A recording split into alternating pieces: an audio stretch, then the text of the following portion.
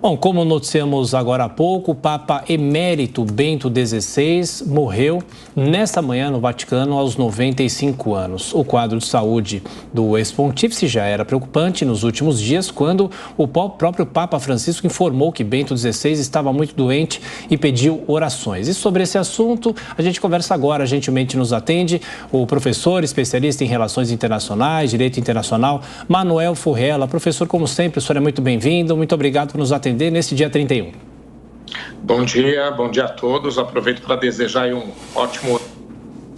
Bom dia, igualmente, professor. Obrigado. Professor, falando sobre o Papa Emérito, ele já estava fora do pontificado já há muitos anos, o próprio Papa Francisco tomou a frente da igreja, fez realizações, mas eu pergunto, é uma morte de uma certa maneira que chama muita atenção, porque ele foi o primeiro Papa que deixou o cargo depois de muitos anos de história da igreja, né? Ele abdicou essa função.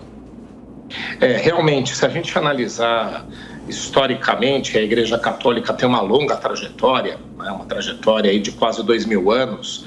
Nós sabemos bem que é uma instituição também muito política e que teve idas e vindas durante toda essa trajetória, né? Tanto em relação a questões internacionais, né? Por exemplo, a imposição da existência do Vaticano dentro do território italiano, ali entre o século XIX e o século XX, com várias situações difíceis. E essa também é uma situação inédita em quase 600 anos, que é a existência de dois papas ao mesmo tempo, com a renúncia de um deles.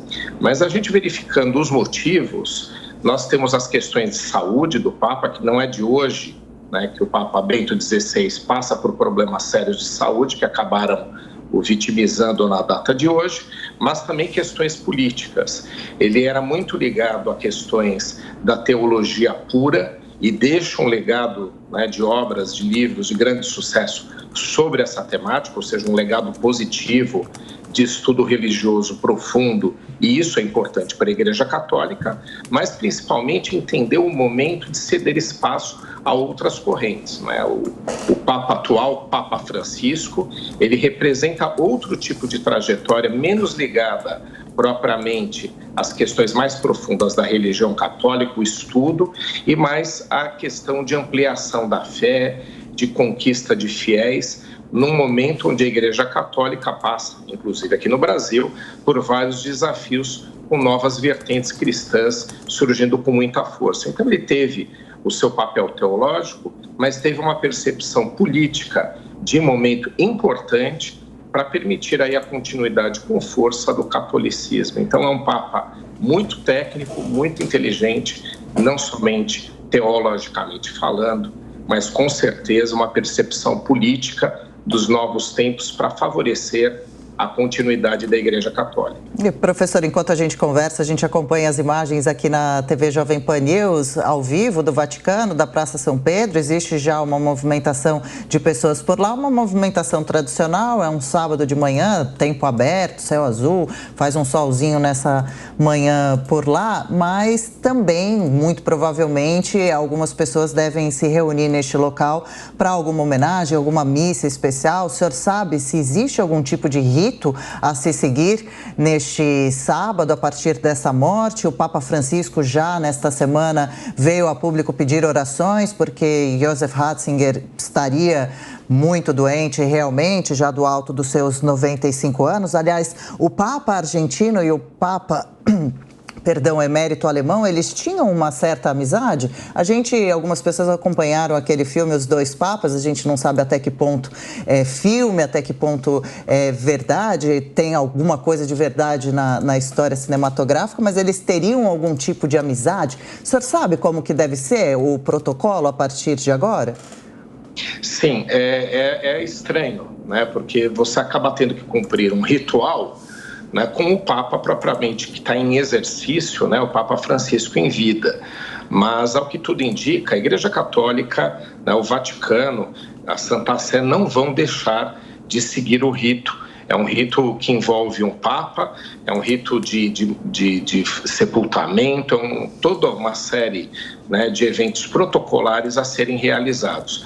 O que vai fazer com que haja uma redução, né, da parte solene desse evento, provavelmente a presença de um público mais reduzido e, como tivemos em outros episódios, não teremos aí a presença de chefes de Estado, até mesmo pela data, pelo final do ano, né? Em outros episódios, nós tivemos esse lado, né? E lembrando bastante o Papa polonês, né? Onde você teve ali um Papa muito político, João Paulo II, reconhecido internacionalmente por uma visão, né, muito importante naquela transição da queda do Muro de Berlim, do fim do socialismo. Então você teve ali toda uma presença de chefes de Estado, uma movimentação. Eu acredito que agora, apesar da solenidade toda ser mantida, o que nós teremos é algo mais reduzido em termos de público, em termos de perfil, por dois motivos. Um, pela época mesmo, como eu mencionei, e outra porque quem está efetivamente em exercício é o seu colega. A relação entre os dois, segundo muitas fontes, sempre foi complementar, né? São papas com formas diferentes de condução. O Papa atual sempre muito ligado a aspectos de abnegação, aspectos que envolvem, né, a sua crença de que hábitos simples, já que ele é franciscano, ligado aos franciscanos, é muito relevante, e de proximidade com os populares. Essa é a forma, né, como temos o Papa Francisco conduzindo o seu papado. Em relação anterior, aspectos mais ligados, né, a estudos bíblicos, a aprofundamento da fé em termos de um estudo histórico, né? Ele é um grande historiador. Então, a visão é de que os dois, sim, tinham uma boa relação, mas eles eram complementares em suas visões, né? O que é interessante. Então, não foi uma trajetória de conflito. E parece para nós aqui fora que essas transições sempre são simples, né? Se a gente estudar durante o papado, não é verdade, né? Você teve aí episódios de atrito entre os grupos que saíam e chegavam com as mortes dos papas ou com as poucas renúncias históricas, mas não foi o caso atual, né? Eles se complementaram, havendo a percepção do papa que faleceu de que tinha que abrir para novas vertentes da igreja, e foi o que ele imaginou ao abrir aí a oportunidade com a sua renúncia da vinda do Papa Francisco. Então, uma relação tranquila, uma relação complementar no bom sentido do termo, né, já que a Igreja Católica é uma grande instituição política, o Vaticano é reconhecido como um Estado, mas tem também o papel religioso. Então, aí, tranquila essa transição. Professor, o Vaticano começa a divulgar algumas informações. A partir da manhã de segunda-feira, dia 2 de janeiro, o corpo do Papa Emérito estará na Basílica de São Pedro para a despedida dos fiéis, e nas próximas horas a sala de imprensa da Santa Sé vai comunicar outros detalhes sobre o funeral. E o senhor falava sobre regimento, sobre o procedimento a partir de agora, de acordo com a Constituição Apostólica, que foi promulgada em 96 ainda pelo Papa João Paulo II. Um Papa deve ser enterrado entre 4 e 6 dias após a morte. O calendário é geralmente decidido pelos cardeais. O documento também tem informações que indicam sobre os novedários, ou seja, os 9 dias de luto em homenagem ao pontífice falecido. Mesmo ele sendo Papa Emérito, o senhor acha que ele terá todas as honrarias como se fosse um Papa que estivesse no cargo, professor? Acredito que sim, né? Até porque essas tradições todas, esse reconhecimento pós-falecimento não lhe puderam ser oportunizados pela sua renúncia. Então, acho que, em função da forma como ele fez, não foi uma renúncia em crise, né? Foi por motivos de saúde, principalmente, né, por abrir novas vertentes políticas, como eu mencionei, dentro da própria igreja.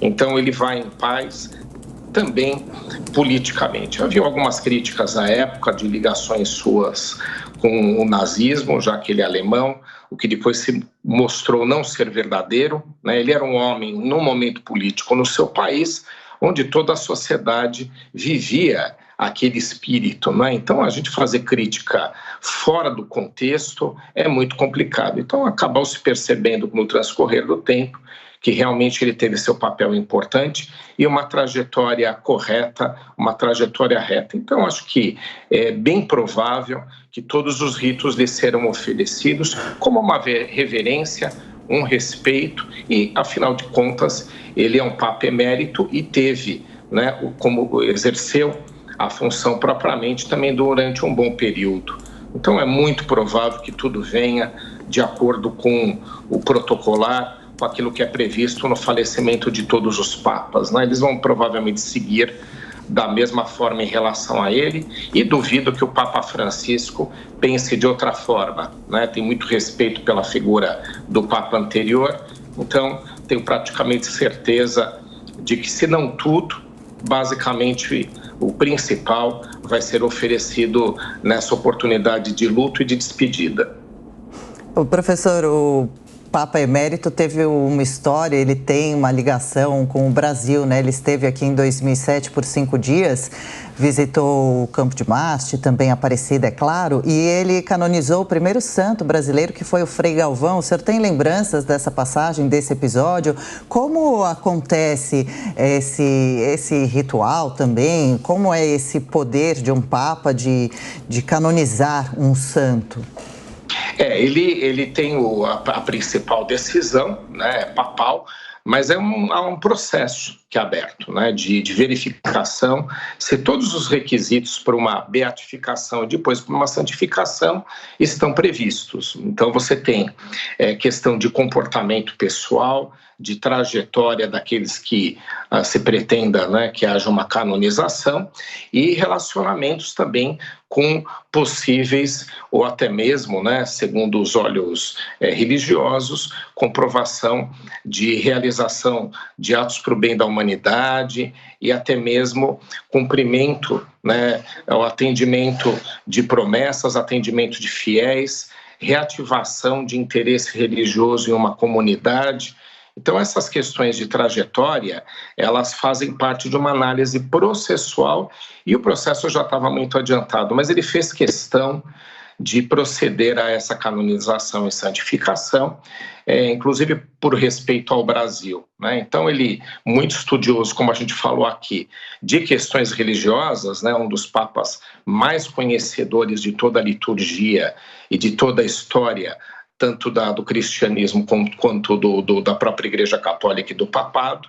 Ele teve mais propriedade para fazer isso e fez questão de acelerar o processo e tomou a decisão final, a decisão mais importante, né, nesse processo todo aí de canonização e santificação. Então, ele fez, sim, parte determinante disso. Eu acho que é interessante os brasileiros, principalmente aos católicos, terem essa boa lembrança e essa reverência. Também é interessante que havia também um pouco de crítica sobre a forma mais fechada como ele se comportava e menos relacionada com os populares, né, no seu movimento.